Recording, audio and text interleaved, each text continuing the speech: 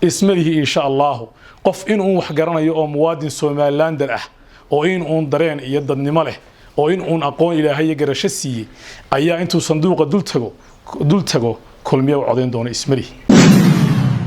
waxa la yiri in baa yiri islaantii maxaad ka ogeedo in dhalaan buuri dad cunimo ku biirsatay wiil dad cunimo ku biirsatay waxa ku sii darsaday inuu dhukaba iibsho badiyo barin iibsho ku sii darsaday bismillaahir rahmaanir rahiim alxamdulillaahi rabbil caalamiin halkan waxaan ka salaameynaa salaan iyo mahadnaq waxaan u jeedinaynaa madaxda xisbiga oo horeeya madaxweynaha musharaxa madaxweyne iyo musharaxa madaxweyne ku xigeen iyo gudoomiyaha xisbiga iyo madaxda laamaha kale xisbiga waxaan u jeedinaynaa mahadnaq iyo salaan baan u direynaa maadaama ay noo magacaabeen xilalkan cusub waan u mahadnaqaynaa waxaan leenahay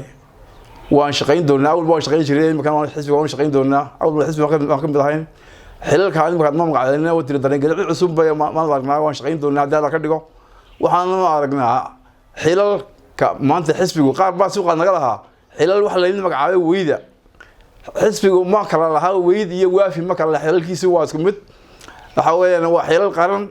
waa xilal lagu badbaadinayo qaranka Soomaaliland jarka lusha ay sii dhacaya oo xisbigu badbaadada iyo horumarka iyo midnimada Soomaaliland oo ku badbaadinayo weey waxa weeye kuwaasi hadalkooda waa iska dhuuso geel waxaan leenahay waajibka aadna saarteen waan gudan doonaa ilaahayna noo fududeeyo waxaan yeeli doonaa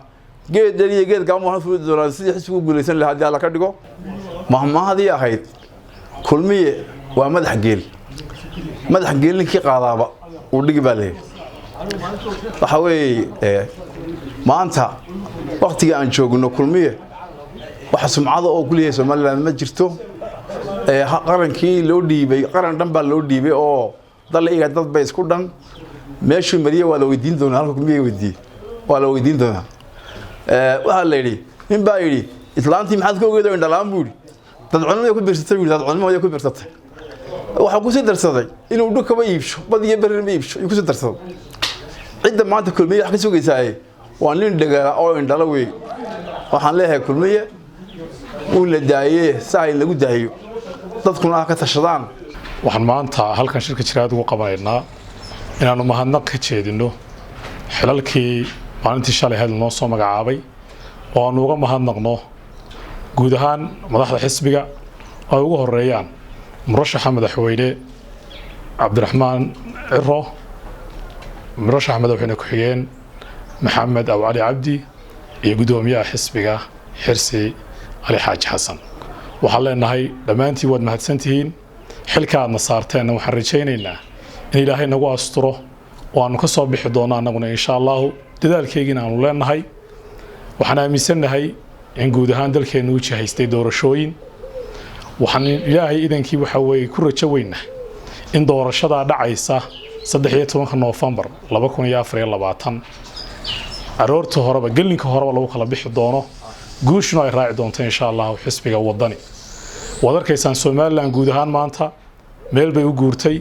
waxa u guurtay xisbiga wadani muwaadiniintu waxay doonayaan maanta inay dalkooda badbaadiyaan oo ay ku badbaadiyaan codkooda waxa jira laba shay oo la kala raaho indha adeeg iyo calool adeeg xisbiga kulmiye indha adeeg buu leeyahay ismaan lahayn ba anigu xisbigaas intuu mar dambe imaado oran doona shacabka oo sidaa iyo xaaladda aan ku jirno oo baday iyo dalka uu nooca u ekeysiyay buu oran doona haddana waan tartamaya haddayse keeneenba waxaan u malaynayaa 10 ceebood horey lahaayeen tani inay noqonayso ceebtii ugu weyneyd oo ay sanduuqyada ka waagi doonaan wax kulmiye u codeeyay ilaahay idinkii waxaan rajaynaynaa xilka aadna saarteen iyo mas'uuliyadda aadna bideen inaanu ka soo bixi doono gaar ahaan